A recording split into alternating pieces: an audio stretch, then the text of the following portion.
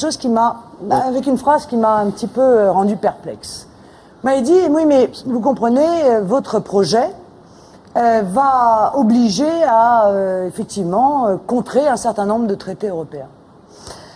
Moi, j'ai lu un monsieur Guénaud, il y a 14 ans. J'ai lu un monsieur Guénaud qui me disait, si les traités sont intangibles, il n'y a qu'une seule politique possible et il n'y a plus de place pour un projet de civilisation. Il n'y a que deux obstacles à l'autre politique, c'est celle que je porte aujourd'hui. La pensée unique est l'Europe, pas l'Europe en soi, mais l'Europe de Maastricht, d'Amsterdam et du droit de la concurrence. Alors, ce livre, Monsieur Guénaud, il s'appelait... L'étrange renoncement. L'étrange renoncement. Absolument. Et entre il y a 14 ans et aujourd'hui, je voudrais vous poser la question, quel étrange renoncement? D'avoir abandonné l'idée, comme vous le faites aujourd'hui, justement de changer les choses, de rendre au peuple français sa liberté, la décision de choisir leur avenir. Aujourd'hui, enfin plutôt hier, le parti auquel vous appartenez a voté un texte qui est un texte dont je ne peux pas imaginer une demi-seconde, Monsieur Guénaud, que vous soyez d'accord avec lui.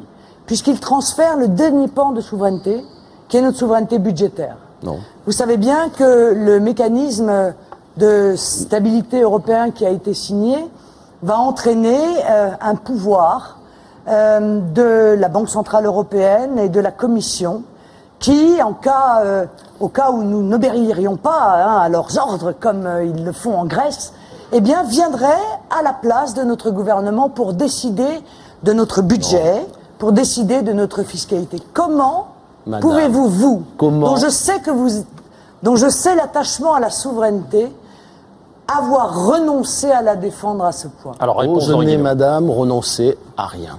Simplement, vous devez beaucoup souffrir. Non, je pense, ça m'arrive, comme vous sans doute, vous savez, je pense qu'à l'intérieur de votre parti, il vous arrive d'avoir à composer, que c'est peut-être parfois une souffrance.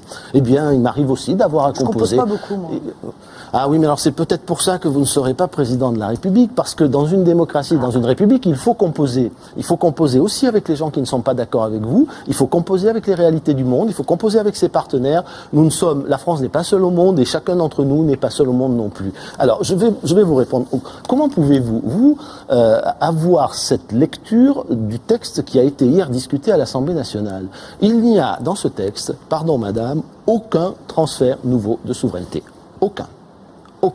Non mais on va détailler 2 minutes. Les sanctions, jusqu'à présent, elles existaient, elles étaient dans le traité de Maastricht. Elles n'étaient applicables que si le Conseil européen, sur proposition de la Commission, les approuvait, le Conseil des chefs d'État et de gouvernement.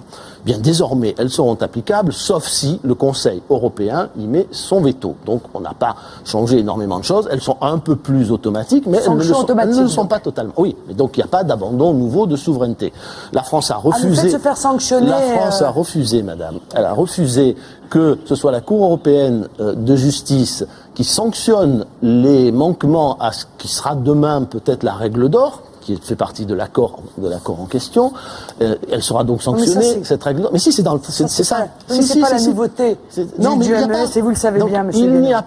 Il n'y a aucun abandon de souveraineté. Monsieur... Non, on crée dans ce système, on crée l'outil de la solidarité européenne.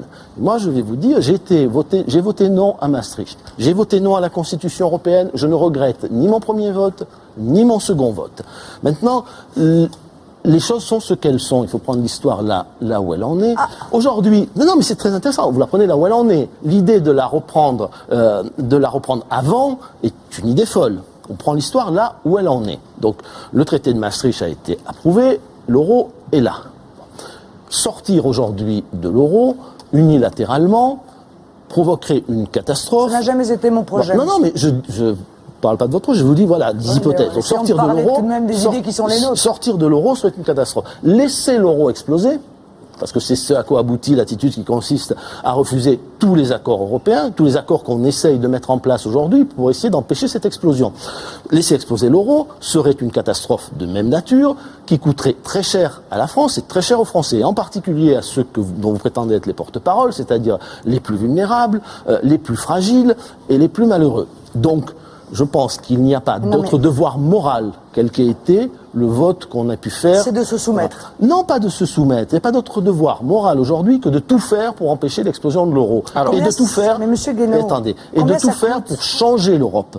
Changer l'Europe, non pas détruire l'Europe, mais changer l'Europe. C'est-à-dire la rendre plus C'est-à-dire démocratique, c'est remettre dans l'Europe plus de politique et plus de volonté politique, ce que la France d'ailleurs a fait depuis 2007, parce que on est passé depuis 2007 d'une Europe très fédéraliste, d'une Europe très supranationale à une Europe intergouvernementale. Ça n'a sûrement pas échappé à Madame Le Pen. Et moi, cette Europe intergouvernementale, je m'y sens parfaitement à l'aise au regard de mes engagements passés. Réponse de Marine Le Pen.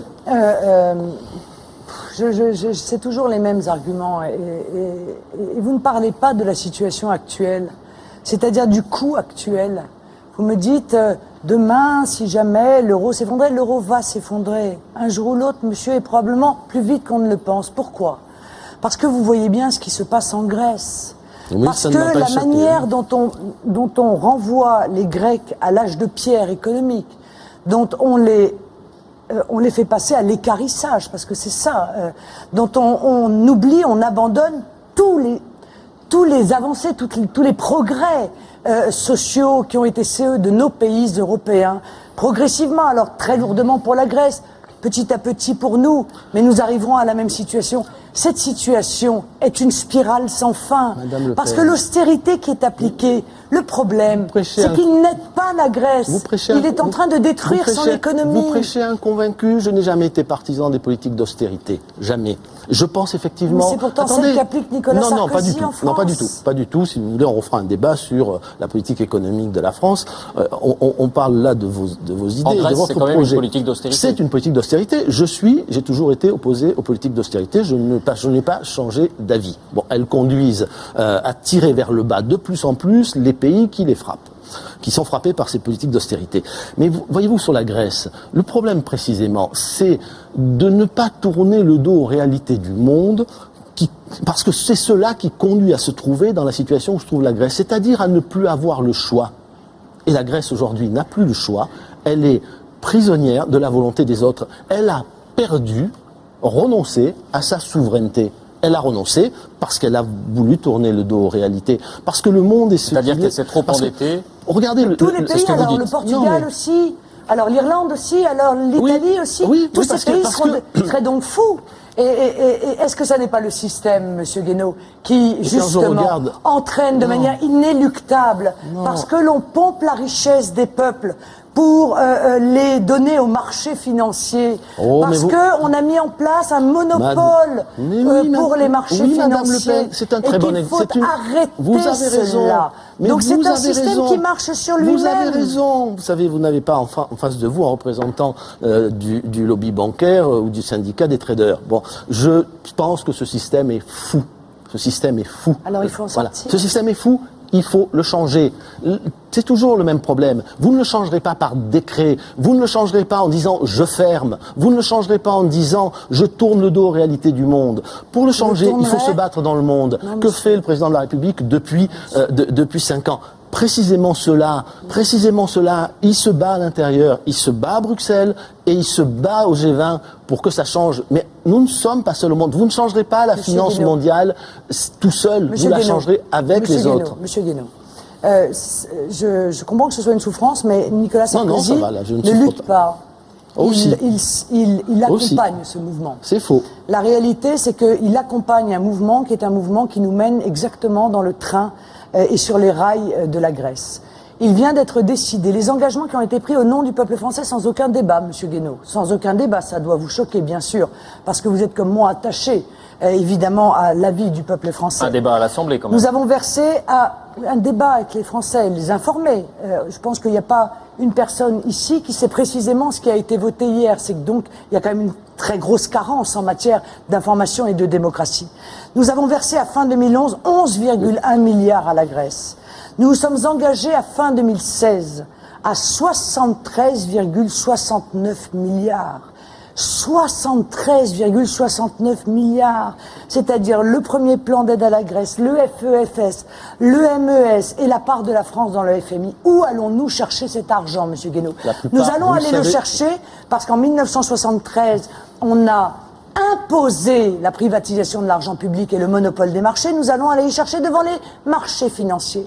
Et nous allons donc demander aux Français de payer encore plus d'intérêts, alors même que c'est le deuxième budget de l'État. Mais on est en situation